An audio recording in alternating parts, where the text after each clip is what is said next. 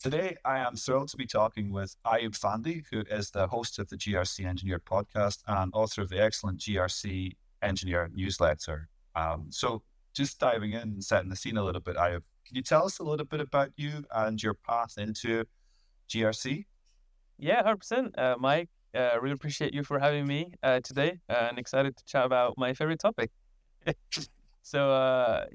A little bit more about me. So I've been in GRC for 6, 7 years. Started in consulting, Big Four, in cybersecurity consulting. Then I did GRC for a very small tech startups in Bristol. And then I worked for Salesforce and then GitLab. Did GRC stuff like a lot of compliance and then customer trust. And then now I'm managing software engineers. So I manage an automation team at GitLab based on like solving GRC problems. So it's been 6, 7 years. And for me, the big shift has been how to think about the GRC issues more as like engineering problems and using kind of systems thinking and a new way of trying to solve our problems versus the old audit driven approach, which has done its time and has some limitations, let's say. Yeah, I mean, definitely want to dive into all of that, but maybe just to start like from a 101 perspective, what is GRC engineering? Where did the term come from? Did you coin it? Did it emerge from somewhere else? Where does this whole thing come from? Yeah, of course. I think the movement as a whole, I think potentially predated the term. So I think teams, especially in the 2010s, like more tech forward teams in Google and others, they had teams called compliance engineering. So they had people, especially when companies get extremely massive, they often are able to get some engineering resources to do some plumbing between the different GRC tools they have and a lot of stuff that is often very custom to these orgs. And like the GRC engineering concept itself, it kind of came more or less 2 years ago. So it was Charles Noatu. So it was the head of GRC at Netflix. He kind of had a podcast where he spoke about it with someone. And then at the same time, I think I wrote something on LinkedIn. I was like, I need to find a way to think about the more technical aspects of GRC. And I was like, if I just add engineering after, I think it makes sense. And we kind of thought about it similarly in literally the same week, I think. And then I was like, you know what? Like, I want to have a podcast where I speak to the more technical people that work in GRC and we can geek out on more interesting things for me compared to some of the more standard stuff. And he was the first guest. So Charles was the first guest just because it made sense. He was someone really and invested in this. And then I think Justin Pagano, who is the head of GRC at Klaviyo, he came up after the first episode. He reached out. He was like, we need to create something out of this. We need to kind of formalize this into like a more of a structured way of thinking through the problems we have in GRC. And from that, like it organically grew to like 6, 7 people. And then we were like, we need a way to kind of just say our piece. And similar to the Agile Manifesto or to the Phoenix Project, we wanted something that kind of defined how we thought about these things. And that's where the GRC Engineering Manifesto came about. It was just our way of saying like, this is bad, this is better, and this is why. Yeah, so I mean, let's dig into that a little bit. Like we've talked about GRC, maybe just like again getting to the terms. Like the GRC is about governance, risk, and compliance. Yep. Kind of tacking on engineer feels a bit like dev and ops again, right? We've got this development stuff, and let's just put the other thing on the end. Yes. But it's more than that, right? There is a philosophy behind this, and it's based on what's actually happening out in the industry. So maybe just talk a little bit about how GRC engineering complements GRC, differs from GRC, and maybe digging in a little bit more into the problems of traditional GRC, but maybe just start there. Yeah, sounds good. Yeah. So, of course, yeah, what you said about DevOps is very true. Like, what we didn't want is like to build something where the movement itself just becomes like a word that has like limited meaning outside of like very small stuff, right? Because when people think about DevOps, like before it was a movement that should get Dev and Ops together, and it became its own job title. So then it kind of almost created a new silo out of like a goal that was to literally like destroy those silos. And we even see that now. There's like GRC engineering roles, which is interesting in a sense because that was not the first intent, right? So what I would say is like the way we think about like the traditional GRC, we see a couple of big problems where we thought that we needed a new approach to thinking about our problem space. So for us, a big one was how we collaborated with technical stakeholders. So a lot of the issues we had is we just come to them for evidence collection. So ahead of an audit, like a couple months before, or like maybe very close to it, we just say, oh, we need a user listing, or I need like an extract from all the S3 buckets and the encryption status and stuff like this. And for us, like the way I often think about a GRC is if you only come to your stakeholders for evidence collection, you're not creating relationships. You're just creating a transactional kind of contract almost with these people that they know every quarter or every year. They come to me, they ask for something, probably meaningless from a security perspective, but they ask it for the auditors, and then they come back next year. So for us, that was a big issue because at the end of the day, I think the key tenet of GRC engineering is bringing GRC back into the fold of security. So we don't want GRC to be providing only value to auditors and those types of stakeholders. We want to make sure the CISO, the engineers, like they get net new insights or value out of working with us.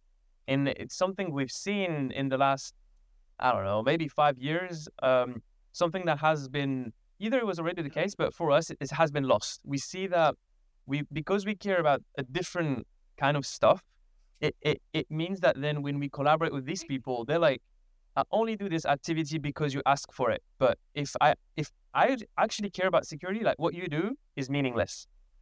So for us, that was very frustrating because at the end of the day, like we really want to help, like we really want to be like useful to the CISO, to the engineers. And I think we haven't been able to prove our value.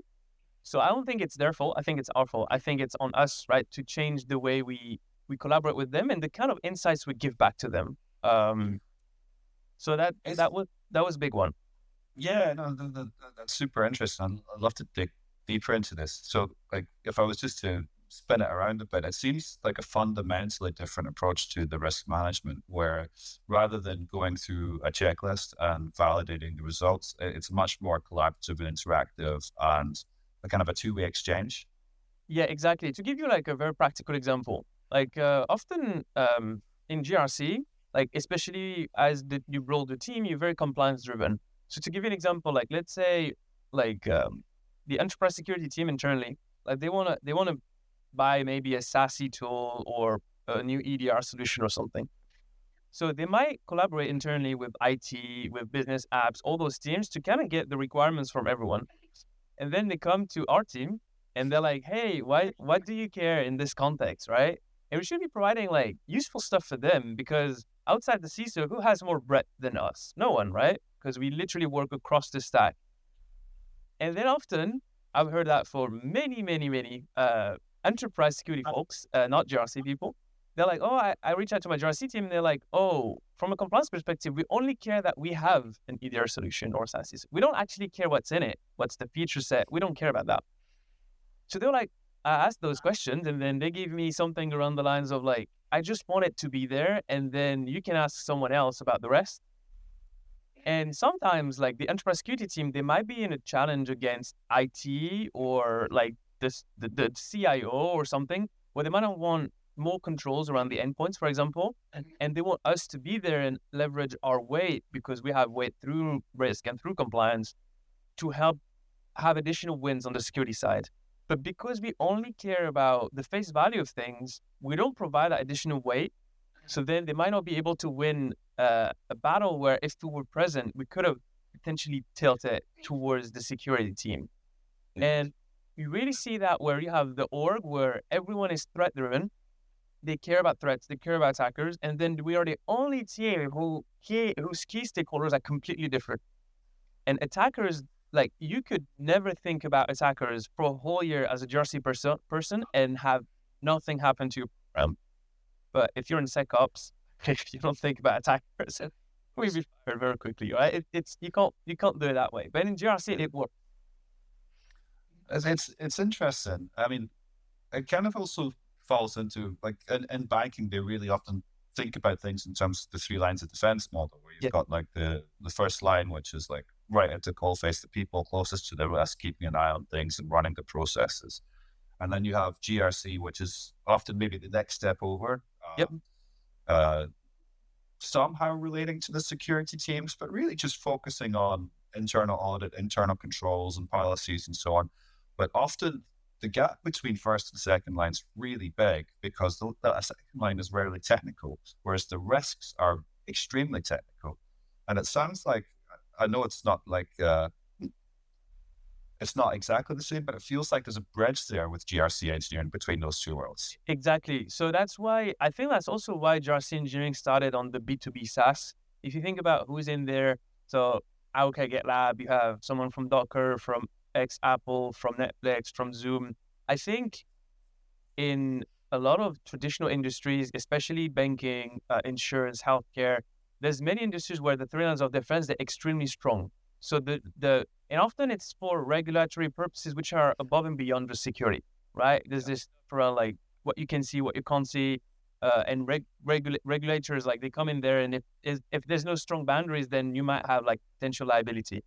Um, and our goal, which is like not specifically stated, but I think it's something that we all kind of intuitively understand, is we want to blur the lines between first and second line where we can, just because we think we don't have the expertise of first line who actually implement the controls.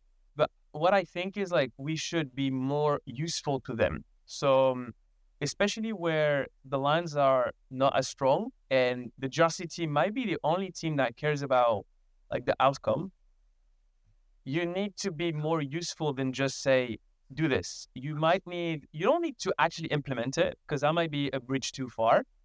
But what you could do is potentially give a list of technical requirements that you would want implemented. So then you still give them agency to ship and push this stuff. But instead of saying, I'll do it myself and I'll do the rego, whatever, which is too far, or instead of saying like, fix this, which is probably too shallow, like you might need to say, okay, like you do it. Okay, you still own this process, but like these are the 5 things we want to make sure we can get out of this. And it's detailed enough that it gives them a guideline of what to build, but it's still high level enough that they don't feel like you're trying to breach into what they're doing and their expertise, and you're trying to give advice even though you don't have context. Yeah, it's interesting. And then it's a common, shall we say, anti-pattern or trap that organizations fall into, is that obviously there's the two silos approach where folks are too far apart, but there's also the two blurred approach where second and third line are coming. I've seen cases in like in North America where regulators have said you must have gating on DAST scans in your pipelines, and like that's a very specific control that they're asking you to implement. It's not like a control objective or anything higher level.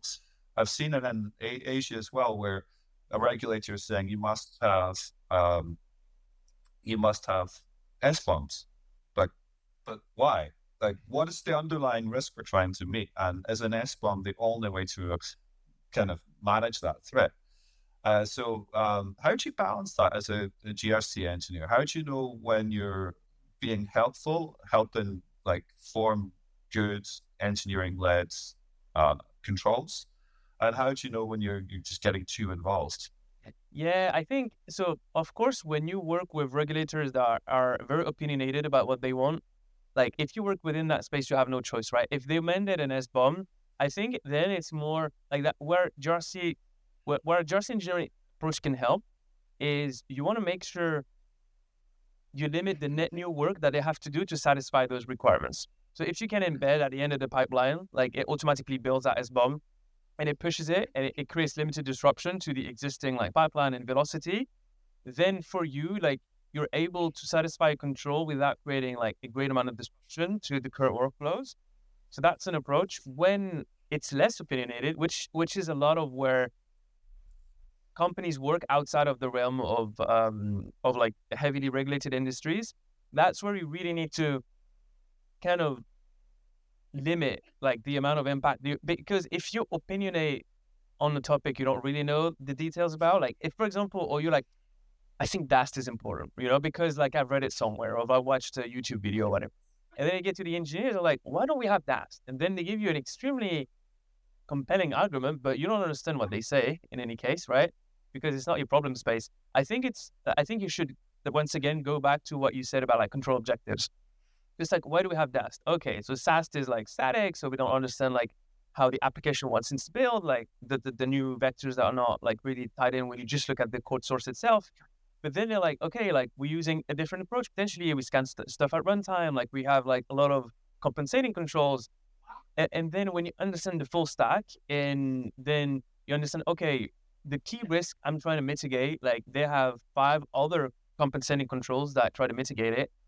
If you've done the work and you understand the space well, then you might say, oh, actually the risk is already so far reduced using the controls they already have. Why add another layer? Because if you're not risk driven, you just want to like, it's literally a checklist of like every single thing that has security in its acronym, you want to put all of them in.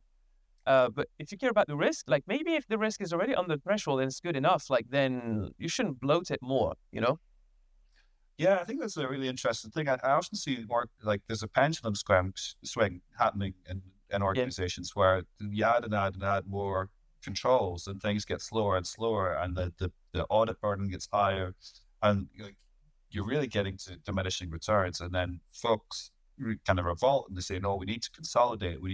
And then it swings back in the other direction. And, maybe that's a steady state. That's a dynamic system and balance. Yeah. I don't know. True. Yeah, it could be that. And I think also what's sometimes tough is like the perfect security is invisible security, right? But sometimes I think you also need some friction. There's processes that need a little bit of friction. So that's finding that balance. I think, security by design is good, but at the end of the day, like we know that a lot of stuff like goes wrong at runtime. So I think if you just check by design and then you just leave it to be on all the other stages, like you need a complete coverage, which might create some friction. But Yeah, that's true. I mean, just kind of switching gears, but maybe it's not switching gears. I want to take it back to some of the things I've learned from your podcast, actually, where you talk a lot about GRC as a product. It'd be really good to dig into what you mean by that, as a function and how it relates to GRC engineering. yeah, 100%, 100%. So for me, I'm trying to think about what's a good mental model to think about our team in a way that like almost automatically creates like better incentives, right? And better externalities. And I was like, when you think about GRC, it's looking very often like a typical project. So a project, you have the kickoff, and then you go through all the steps. You have some reporting, some steering committees, and then at the end you have the deliverable. So the deliverable in GRC is often like an external certification or attestation, and we run in kind of cycles that might be quarterly or annually, most of the cases as well. So it's like, okay, you do the internal testing, then you prep for the audit, and then you gather the evidence, etc. And I'm like, there's limited opportunities for like iteration and improvement within that process. It's way too long for us to kind of, how can you do lessons learned or something that lasted 365 days? You didn't even remember what you did like 3 days ago. So I'm like, the main issue there is you don't have like the right incentives to better the relationship with the controller or have more interesting data or feed that data back to them. So for me, thinking about it as a product is like, when you think about it as a product, you're like, okay, I'm a PM, so I'm a product manager. So then from that perspective, I care about my customers. They're not just stakeholders now, they're customers. So you need to think about them almost as they'll be paying for a service and you want them to have the best experience. So then going through the pain point of actually providing that evidence. So actually going through their own workflow and seeing, okay, oh my gosh, there's so many steps, it's so cumbersome. And they might use Jira all day and I require them to use a Google form or whatever. And going through this whole process, then you can think about, okay, how can I make their experience less painful? Because then they might be giving me a better NPS score, So then you always have this feedback loop that's typical in the product side. And you might do focus sessions with them and think about UX and think about all these new kind of concepts that were not really part of it. And the way I want to think about it is almost like when you're a product manager, like you care about your customers first. And let's say your customers might be just internal people. And then compliance, you should just think about it as like a net positive of a well-run product. And then from that perspective, you produce that evidence regularly, right? Through the standard motions that the teams are doing. And then it's always ready. It's always timestamped, all this stuff. When you need it, it's available. But you just want people to go through the motions instead of doing inorganic activities just for your purpose. And I think another thing I like about product is sprints. You think about your work is shorter time bursts with like feedback loops already built in. You can already do a retro and think about all those activities. And I think it creates more incentives to iterate quickly, fail, try stuff. Whereas if it's a longer, like everything is so big and monolithic that anything you want to change, like it might have unintended consequences. So like, we'll just keep it that way. It still works. Keep the lights on. I want to get the lights off sometimes, so we get the lights on, but the room looks better. I mean, I love it. I think for me, it's kind of a really powerful reframing of what folks have talked about for a long time around continuous compliance. And like, continuous compliance is one of those terms that can almost mean anything to anyone now. But this whole idea of rather going from like a project-oriented, retrospective, point-in-time kind of event-based, process-driven world to a continuous way of insurance governance and improving governance, I think it's a really powerful thing. But what we found in software as well, going from project to products, requires kind of a change in the organization, a change in the mental model, a change in the culture. There's more to it than just stating this thing. It's more than adopting a technology. Wonder if you've had any learnings or like experiences of what that change means. Yeah, 100%. So of course, like where I'm a bit biased is I work for a software company where, like, I would say in companies that are product driven or like software driven, it's a bit easier to make that shift because you more or less just align with the other teams because a lot of them, they already work that way. I would say if you don't work in a company like this, you might still have software engineers at your company, even if it's like healthcare or banking or other areas. And I think what I like is I don't want to be like, you need Scrum or you need like whatever specific framework. I think it's more about see how the engineers at your company already like the way they work and try to align with them. Like for example, like my team here, we have 2-week sprints, but like there might be 3 weeks, there might be a month. Yeah, you might have milestones. Like what I want to focus on first is like just get through the motions of almost like fake it until you make it. So you map the way you do your processes, you map them to the way software engineers run their program, and then you just start to apply the key activities you have as a GRC person to their way of organizing work. And the ones that don't fit well, you see why, right? Okay, when I do risk assessments, like how can this fit in like this context? I'm like, okay, there's like, for example, Mozilla, they have an open source way of doing risk assessments called the rapid risk assessment method. And that method is anyone can check it out on the Mozilla website. And that approach is perfectly tailored to working with engineering counterparts. And it's a very small 20-minute kind of conversation. You have a data dictionary, and then it links back to a spreadsheet with some macros enabled, and you can easily get a more threat-based way of doing risk assessments. And you can run that with an engineer where you have a good relationship with them. And I think it's like you need to get through kind of how I can tweak it, then test, then okay, that doesn't stick. This can stay, this I need to change. But if you have smaller ways to iterate, you can say, okay, I want to pilot the new risk assessment approach. And then if it doesn't work, I want to tweak at least one thing, get some feedback from the engineer.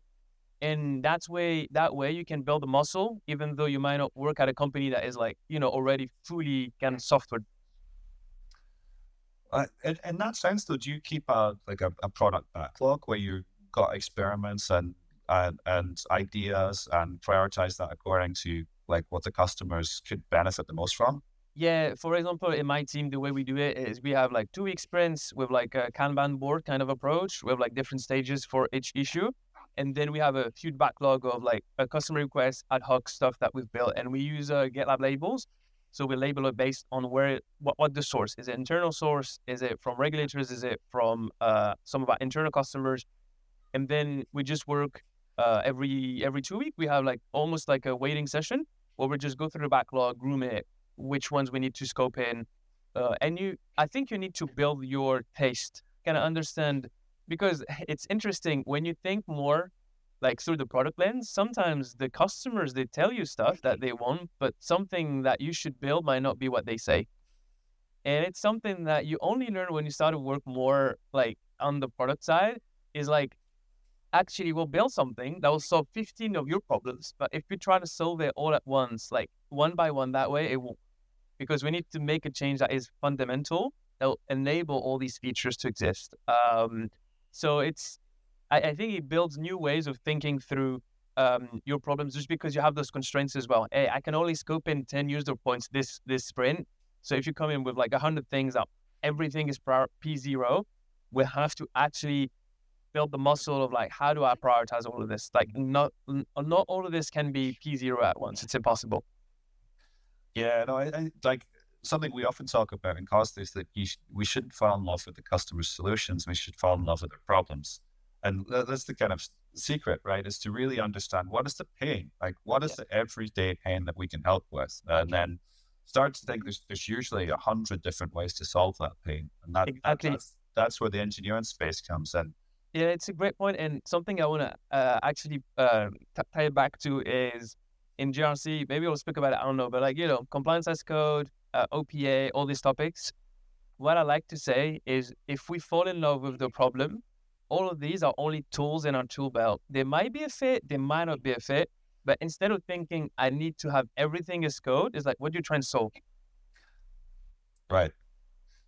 And like frankly, the tools change so fast. Yeah, It really doesn't matter. Like it doesn't matter if you write a script or write a Rego expression. What you're doing is creating a policy enforcement point where yeah, you're testing some inputs. Like how that evolves over time isn't the interesting part. It's that control itself, how it executes, as the thing that needs to be taken care of. That's part of your product. exactly, 100%. So, I mean, just while we're on the subject, it's called GRC engineering for a reason, because there's engineering involved. I mean, there's two directions here. Like what does a GRC engineer need to know? If it's not Rego, what is it? Uh, it's about moving beyond spreadsheets, but there are patterns emerging in industry. What does that look like? And like what does a typical GRC engineering solution look like? Can you like maybe walk us through a concrete example of a team and a product that kind of Yeah, would exist? yeah, 100%. So in terms of like the kind of scale, so for me, I differentiate often between like GRC engineering, like the movement high level, and then a GRC engineer would be like a specific person working on those problems. So in terms of like the skill set, I think like software development is important as a skill, especially as you work for a more established, complex team. So if you work for a huge Fortune 500, everything they have internally is custom, which means that out-of-the-box solutions won't work. So you need to do some plumbing between systems that should never communicate with one another in any other context. And also some systems that might even predate you as a person. They might have been spin up before you were born as well. So all of these make commercial off-the-shelf solutions very challenging to kind of plug in, especially if you think about GRC tools like in general. And I think that's a key skill set where you need to be able to have the general understanding of software engineering to be able to build solutions for these specific kind of very complex setups in big enterprises. If you work for smaller companies or companies that have like a copycat kind of infrastructure, tools are often very good because they've been built for these environments. So if you have AWS, GitHub, Slack, Jira, like most of the tools are able to pull the information you want. And often you don't need a lot of depth just because your program is still immature. So often buying is better than building in that context, just because there's a lot of opportunity costs with building. But in terms of key skill sets for me, you need like software engineering concepts and skill sets to build solutions. Might not be like prod level, but like good enough. And then for me, you need a lot of context specific knowledge. So you might learn cloud, but if you work for a company that is on-prem or in private cloud, it's just understanding how APIs work, how to communicate. Now it might be learning MCP stuff. Like it might be more if you need like if you have an agentic layer, it might just be understanding how to actually build those agents and that communicate natively with the MCP servers. And then it's like regular like security concepts as well, right? Concepts about auth Z and auth N and encryption, because you're trying to often uncover like stuff that is happening in practice and trying to get that data back to the GRC team so that telemetry creates new insights for the team. So you might not be the one that enforces encryption on those systems, but you should be able to know what's the API definition, how to pull in the specific kind of key value pair that relates to encryption and how to transform it. So for me, there's also a lot of ETL process, understanding the data stack, how to properly tag label data, then parse through that data, and then push it to a system of record that the GRC team cares about. And I think for me, GRC engineering will become a lot of data engineering, just because tools, they're getting better at doing some of the logic for us. So CSPM tools, they might do some testing. EDR solutions, they might do some testing on key controls, like do you have encryption in a local machine and stuff like this. So you need to pull that data from systems that have different definitions and then be able to transform all of it. So then when it gets pushed to your tool, it's easily accessible and you can actually like leverage it for dashboarding and giving back information to leadership. It's interesting, we often talk about it have you seen the film Armageddon? Yes. Yeah. So like, long story short, there's a meteor coming towards Earth, and then kind of have the astronauts and you have the drillers. And like, the question is, can we turn the astronauts into drillers, or can we turn the drillers into astronauts? And, in that film, they used the drillers to become astronauts and save the day. It seems like this is one of those similar situations where, you could come at GRC, you come towards GRC engineering from both sides of the house, right? You could come from the GRC, especially with more and more AI tools helping you to create automation. And then you could also come from the engineering, where it's kind of the poacher turned gamekeeper analogy, where you come in knowing how these controls and systems are built and thinking about, better ways to meet GRC from the outside in. Is that similar to what you see? Yeah, exactly. So for me, I have a mental model for this. If your company is extremely custom and complex, huge company, it's better your software engineer that moves to GRC. If your company has less complex problems, maybe software driven, and you'll be able to leverage tooling to do part of the work, you can move from GRC to GRC engineering, meaning you just complement your skill set with a little bit of scripting, a little bit of knowing how to prompt and leverage like tools like Cloud Code Cursor or stuff like this. Just for me, I think about it that way, just because I think as the problem space becomes more complex, I think that's where you actually will probably engineer solutions that will be extremely, extremely difficult. And the specific GRC context, you're so far removed potentially from that and the building phase that you don't actually need as much. You might just have someone that translates it. But in smaller teams, if the GRC team is 2 or 3 people, it's better if you move with some domain expertise from GRC, because you actually will build, but also speak to the stakeholders, gather evidence, speak to the auditors. So you need a little bit more of a mix. Okay. That kind of relates to where our question I wanted to ask is, like, where would you get started with GRC engineering? Like, I guess it depends a little bit on the size of your company, right? Yeah. But I think the key concept, I think, Manifesto has good stuff, like just to think about it the right way. Then I had like different types of people on the podcast. I've had like Shui. I had like people that are more traditional GRC. I had auditors. I think it's a good mix, and everyone approaching it from a different lens. And I think then it's also about, if you're already employed at your company and you want to do that inside your own company, it's just like also having conversation internally. If you're a software engineer or someone that works in infrastructure and you want to move towards GRC, like, you should speak to your team. And I think it's often you can get that skill set from where you're right now, because you might be building stuff that makes the GRC jobs team easier in your current context. If you work in infra, like, you might be building pipelines to provide them evidence in like a more scalable way.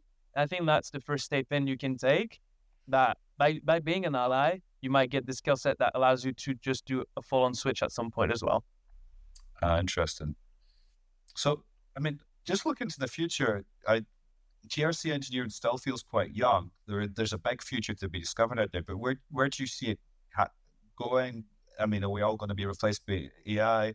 Yes. Like, what is the story around like how this becomes like it started as a community, but how does it become a profession? Yeah, so it's been interesting. So in like a lot of software companies now, they have like GRC engineering job titles, roles. So even my team is GRC engineering team, but I see a lot of software companies now hiring those people. It's a trendy term for sure in the industry, especially in the last 12 months. What I would say is I have an interesting take. So I think we started GRC engineering as a concept a little bit just before LLM started to be more interesting and useful in like proper use cases. And I think if I think about GRC engineering as a movement now, I think you'll probably look in 12 months even more like GRC architecture. I think the plumbing, so a lot of the gathering evidence and then pushing that evidence somewhere and then transforming that data and then getting all your source systems from APIs, I think you'll become irrelevant because I think literally like how LLMs exist is through being trained on huge amounts of unstructured data.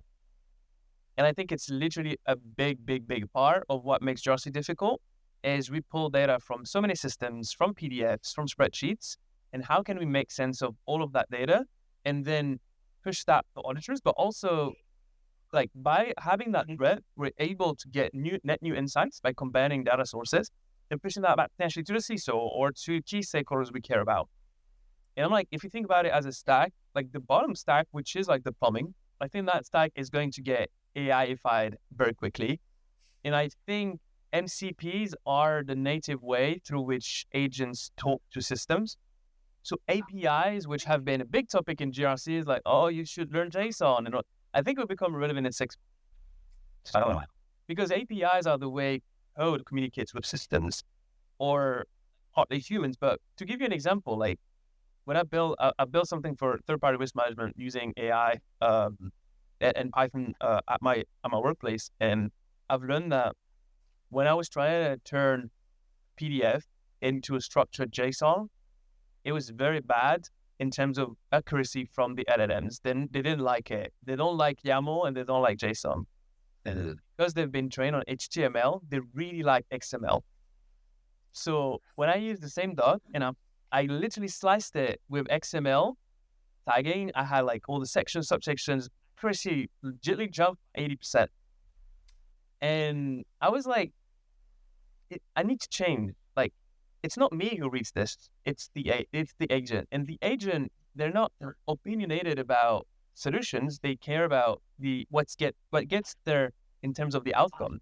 And if it's XML, that I shouldn't care, even though, I might cry when I see it, but like it's what gets me like better outcomes from my workflow. So it's this new way of communicating with LLMs. I think it will make a lot of that tooling stack that we talk about right now potentially irrelevant. So that's where I'm trying to think what's up there, what's above that.